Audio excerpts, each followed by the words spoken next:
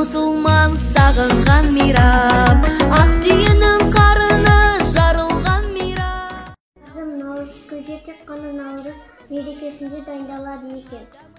Я білем, оған жеті түрлі дәм қосылады. Мысалы, су, ет, арпа, торттары, тағы басқалары қосылады.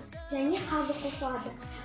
Қыздар, білесіңдер ме, бүгін менің әже үйде наурыз көже қайнатып жатыр. Қазақ елім ай, теңдесі жоқ халықсың қазақ көңілі.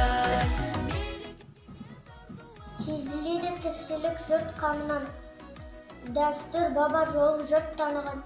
Егін біттік ақ мол болсын, қазақта ұлт қой әр кезде құрт дарыған.